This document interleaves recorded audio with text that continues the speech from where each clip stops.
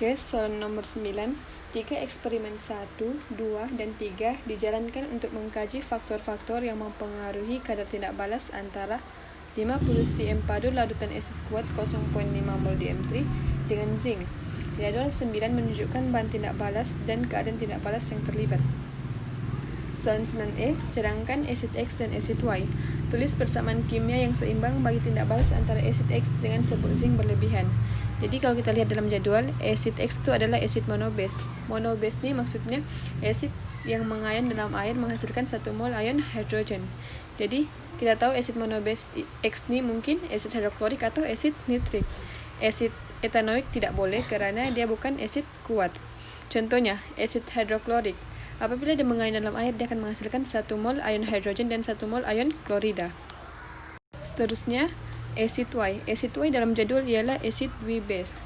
Asid W-base ini maksudnya asid yang mengalir dalam air menghasilkan 2 mol ion hidrogen. Jadi kita boleh simpulkan asid W-base Y ini ialah asid sulfurik karena kalau dia mengalir dalam air dia akan menghasilkan 2 mol ion hidrogen dan 1 mol ion sulfat. Seterusnya, persamaan kimia yang seimbang bagi tindak balas antara asid X dengan serbuk zinc berlebihan ialah 2 mol asid hidroklorik bertindak balas dengan zinc menghasilkan zinc klorida dan gas hidrogen. Sebab kalau asid bertindak balas dengan logam, dia akan menghasilkan garam dan gas hidrogen.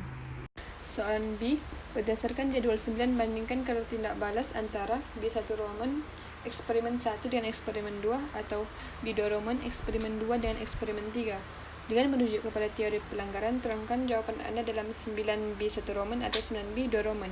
Jadi kita jawab 9B1 Roman antara eksperimen 1 dengan eksperimen 2.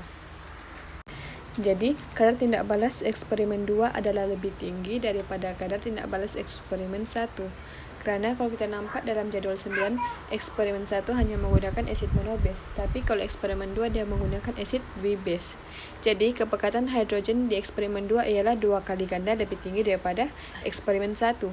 Hal ini bermaksud bilangan ion hidrogen per unit isi padunya lebih tinggi. Jadi, frekuensi pelanggaran antara atom zinc dengan atom hidrogen lebih tinggi.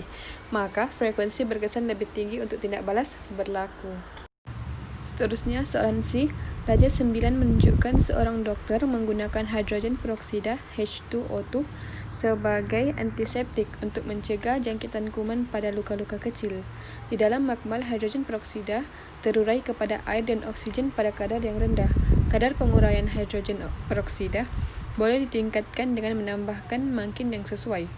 Dengan menggunakan contoh mangkin yang sesuai, huraikan satu eksperimen untuk menunjukkan bahwa kehadiran mangkin dapat meningkatkan kadar penguraian hidrogen peroksida. Sertakan persamaan kimia dan pemerhatian eksperimen dalam penerangan Anda.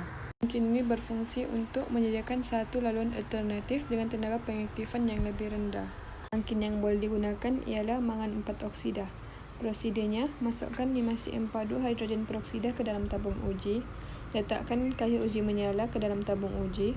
Rekodkan pemerhatian yang berlaku. Ulang langkah 1 hingga 3 dengan menambahkan mangan 4 oksida. Pemerhatian untuk hidrogen peroksida, kayu uji menyala tidak menyala.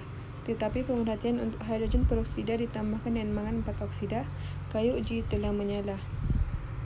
Kesimpulannya, kehadiran mangan 4 oksida meningkatkan kadar tindak balas. Jadi persamaan yang boleh dibuat ialah 2 mol hidrogen peroksida menghasilkan 2 mol air dengan 1 mol oksigen.